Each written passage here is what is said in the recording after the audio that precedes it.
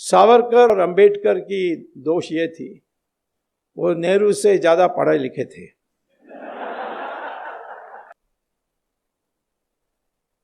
अब जवाहरलाल नेहरू का प्रॉब्लम क्या था, वो गए थे लंदन, फिर वहां से कैम्ब्रिज में जाकर दाखिल की, एडमिशन ली और फिर फेल हो गए।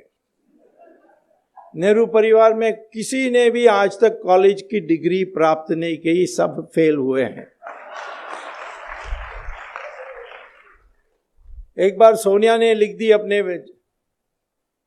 इलेक्शन एफिडेविट में कि studied in the university of Cambridge and got a degree in English.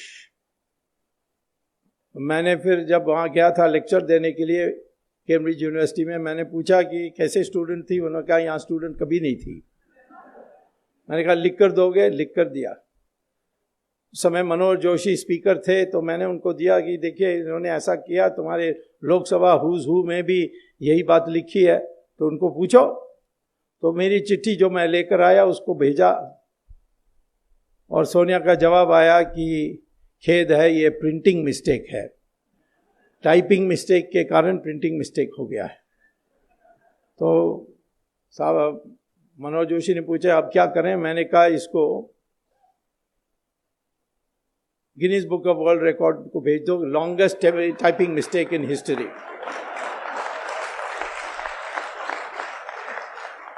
कभी टाइपिंग मिस्टेक हो सकती है, studied in the university of Cambridge and got a degree in English, ये टाइपिंग मिस्टेक हो सकता है। राहुल गांधी का भी ऐसे ही है, फेल फेल फेल। प्रियंका भी जीसस मैरी कॉलेज में फेल, इंदिरा गांधी भी फेल, जवाहरलाल नेहरू भी फेल। उसके आगे मैं पहले नहीं जानता हूं क्या थे। तो इसीलिए मैं कहता हूं कि जब वो सावरकर या अंबेडकर इनके बारे में सोचते थे, इनको ईर्ष्या आती थी और किसी तरीके से उनका बदनाम करने के लिए लगे हुए थे। जैसे अंग्रेज भी सोचते थे ये विचारक है, दिमाग फिरा देगा। जो मकौले ने देश में, हमारे देश में हीन भावना पैदा की, वो हीन भावना को ये हटा देंगे और फिर लोग खड़े हो जाएंगे। सुभाष चंद्र बोस के डर में अंग्रेज छोड़कर गए। ये किसने कहा? जिस प्राइम मिनिस्टर ने इंडियन इंडिपेंडेंस एक्ट पेश की थी पार्लियामेंट में, क्लेमेंट एटली, उन्होंने खुलेआम कहा था, क्योंकि अंग्रेजों का पहले से तय था, 200 साल से कई बार लिख चुके थे कि जिस दिन ये देश के, हिंदुस्तान के लोग खड़े हो जाएंगे लड़ने के लिए, उस दिन हमें छोड़कर जाना पड़ेगा। और खास तौर पर जब मिलिट्री विद्रोह करेगी तो हम एक दिन भी नहीं रहना चाहिए। क्योंकि पहली बार जब Robert Clive battle of Plassey जीतने के बाद मुर्शिदाबाद में जुलूस निकाल के गए, तो 5 लाख लोग इकट्ठे हुए, सब ने गुलाब की फूल उसकी पथ में डाली। तो जो अंग्रेज का कमेंटेटर है जॉन कूपर, उन्होंने पुस्तक में लिखा कि मैं देख के ये हैरान हो गया कि ये हारे हुए लोग, जिसने उनको हराया, उनको उनके पथ में गुलाब के फूल डाल रहे हैं। यदि इन 5 लाख लोग पत्थर उठा के फेंकते तो क्लाइव का नाम और निशाना कभी होता नहीं। और जब इस हिंदुस्तान में लोगों की मंशा बदलेगी, उस दिन अंग्रेजों को बोरी बिस्तर बांध करके तुरंत छोड़कर चले जाना चाहिए। और यही हुआ जब सुभाष चंद्र बोस की जो INA आई हमारे हिंदुस्तान में, उसकी असर सब पर पड़ी और विद्रोह हुआ, नेवी का विद्रोह हुआ, जबलपुर से आर्मी में रिवोल्ट हुआ, पूना से लोग निकले जुलूस निकाल के।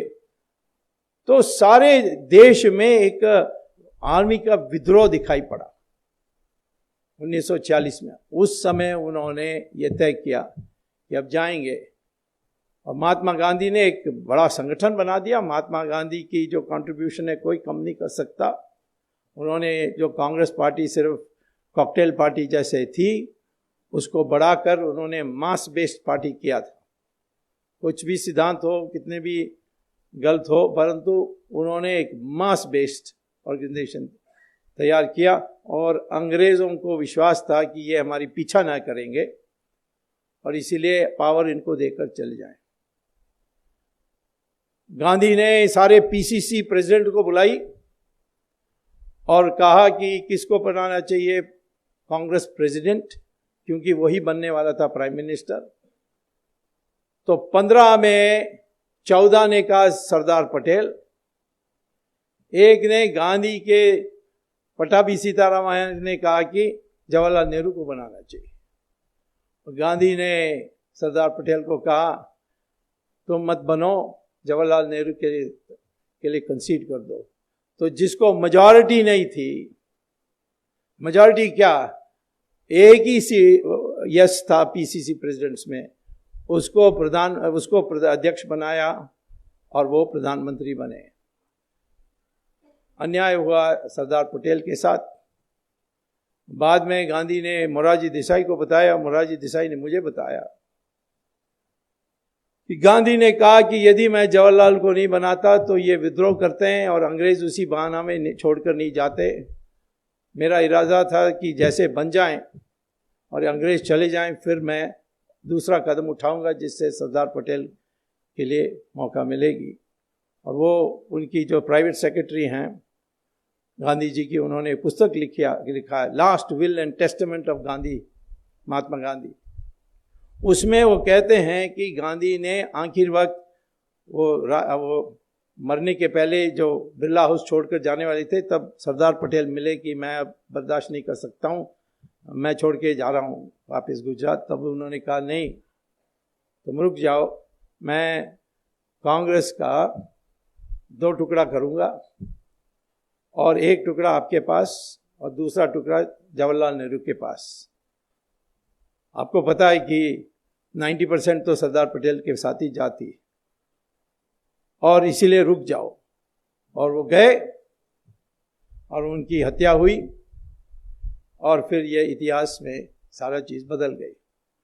और उसमें जवाहरलाल नेहरू ने एक तो अफवाहें उड़ाई कि सरदार पटेल ने लापरवाही दिखाई होम मिनिस्टर होने के बावजूद, और उन पर संदेह, आरएसएस पर बैन।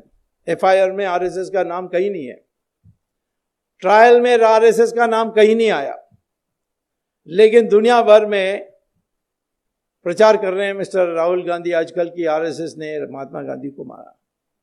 अब उनको तो इतिहास नहीं पता है, जो सिखाते हैं चर्च में वही बोलते हैं बाहर।